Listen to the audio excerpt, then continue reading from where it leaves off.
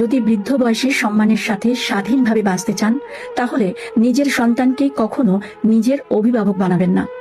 আর যে ছেলে নিজের ক্ষমতায় বাড়ি করে কিংবা বাসা ভাড়া করে নিজের স্ত্রীকে রাখার মতো উপার্জন নেই, তাকে কোনো বাবা মা নিজে উদ্যোগ নিয়ে বিয়ে দেবেন না।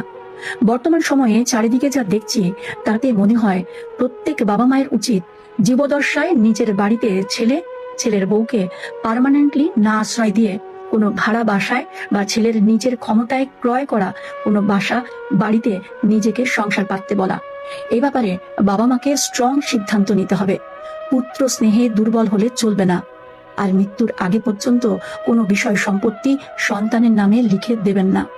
মৃত্যুর পর ওয়ারিশিয়ান সূত্রে তারা সম্পত্তির মালিকানা এমনিতেই পেয়ে যাবেন।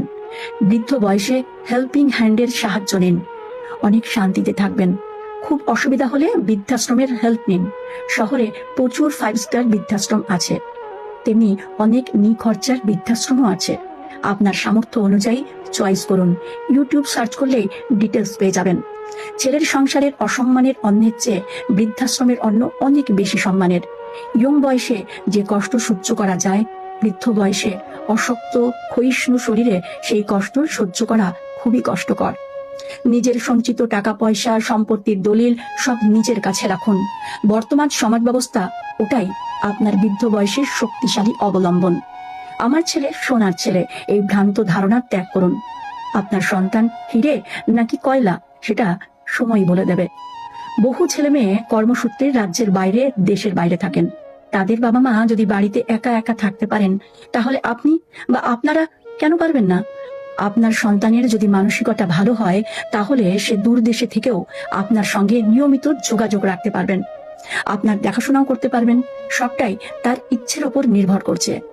এই ডিজিটাল যুগে গোটা পৃথিবী এখন মানুষের হাতের মুঠোয়।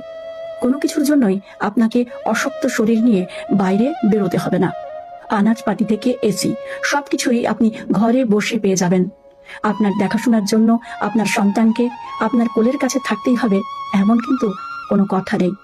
বাড়ির electric bill, gas booking, mobile recharge, আরো জলের মেশিনের সার্ভিসিং, এসি সার্ভিসিং, বাবা মায়ের ওষুধপত্র থেকে মুদিখানার সামগ্রী, অ্যাম্বুলেন্স থেকে নার্সিং হোম পরিষেবা, সবকিছুই ইচ্ছে থাকলে দূরে থেকেও সুন্দরভাবে পরিচালনা করা যায়।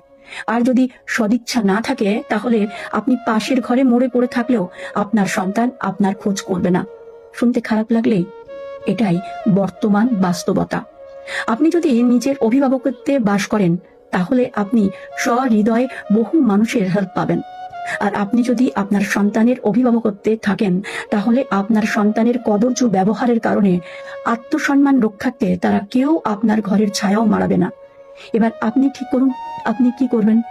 দিন রাত কলহ করে কাঁদতে কাঁদতে সন্তানের দেওয়া হেলাছদ্দায় ভাত খাবেন, নাকি কাজের লোকের রান্না করা খাবার নিজের অধিকারে খাবেন, নাকি কোনো বৃদ্ধাশ্রমে বাকি জীবনটা আনন্দে না হলে সম্মানের সঙ্গে কাটাবেন? সবটাই আপনার চিন্তা ভাবনা এবং চাওয়ার উপর নির্ভর